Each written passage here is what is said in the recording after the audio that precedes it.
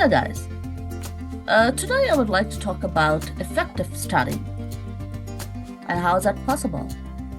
Effective studying isn't just about spending a lot of time reading the books. Actually, it is about studying smart. So I would like to share some tips and tricks to make your study sessions more productive. So here's the first point is you should create a conducive study environment.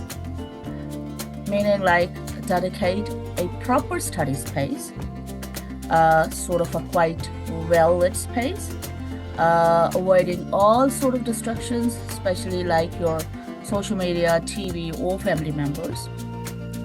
Your place should be well organized, meaning like all your study materials, within supposed to be in your reach. It should be like, proper organized area, you have to make it. And of course, your organized space, supposed to be comfortable space also, should have like good ventilation and of course like with comfortable temperature as well. The second point is like your time management and planning. So first, you have to work more on creating a proper study schedule, and you'll have to allocate specific time for studying each subject, and you would be dedicated to those specific hours as much as possible or to your schedule. When you'll prepare your study schedule, so you'll have to prioritize the tasks also, meaning like which tasks are more important and challenging, you have to attempt them first. They should be like on a highest level. And in your study schedule, there's supposed to be a breakdown of large tasks. So you're going to divide your large assessments or assignments like into smaller sort of, assignments or manageable parts or portions.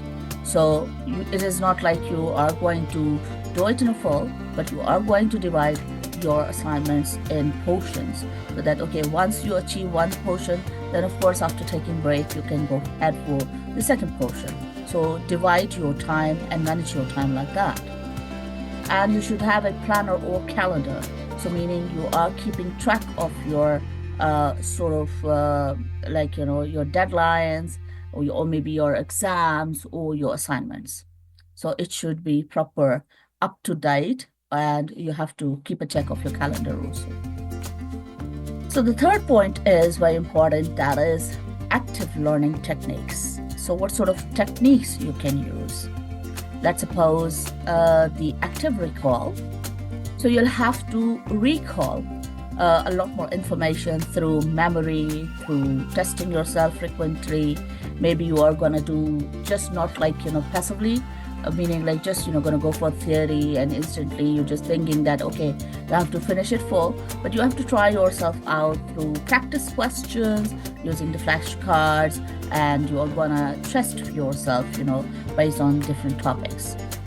And during study, it is very much important that whatever topic you're picking up, elaboration is very much important, meaning like you have to go for extra information.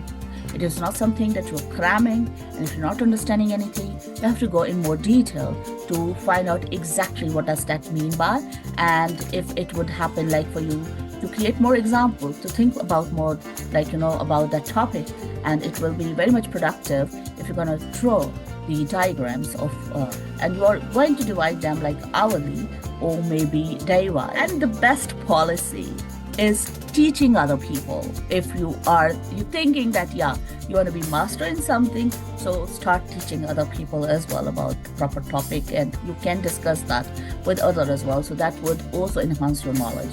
Another point which is also very much effective, that is something like jot down the points. Do not like copy the whole things, or maybe you can call it like sort of paraphrase it, or you can summarize it in your own words, or you can note down like small points, so that will be more effective rather than to copy the whole theory or the whole topic.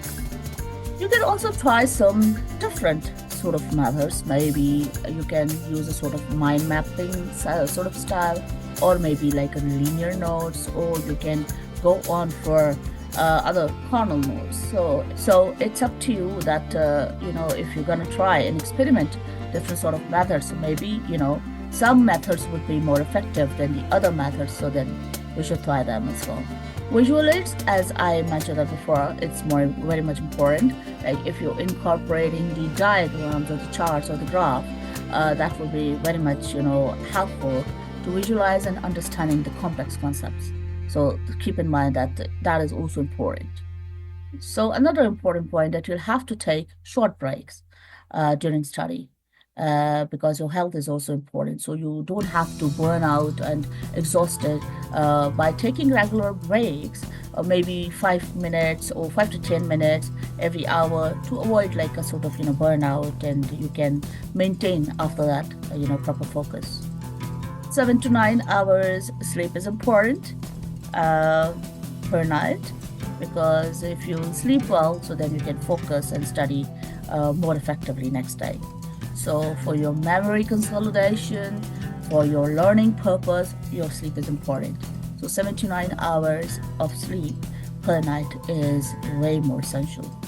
And some other general healthy tips where you are focusing more on your eating habits. Stay hydrated. You have to exercise regularly also, that your brain would also work properly, and it would help for your brain to enhance cognitive function. Some people, group study is also effective, so then you can also try like for group study, and if you need a sort of help, you can also go for help as well. So never hesitate that you are not understanding question. Always ask that question for quite many times until you're not feeling satisfied and won't understand. So keep on asking questions, because it is always it will be very much helpful for your understanding purpose. So never hesitate. And the last point, that you'll have to identify your learning style, whether you are a visual learner or auditory learner or kinesthetic learner.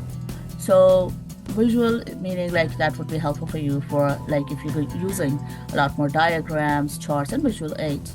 Auditory, something that you just listening to the lectures, discussions, or recordings. And kinesthetic learners, that you are learning by doing and through hands-on activities and experimenting a lot. So these are the style which you'll have to find out yourself, that which one is your learning style, by the way. So by implementing these tips and tricks, you can enhance your study effectiveness, you can improve your understanding of the material, and achieve better academic results. So I hope this video will be helpful for you. So try these tips and tricks and do let me know how did you find it. So that is it for now, and bye-bye.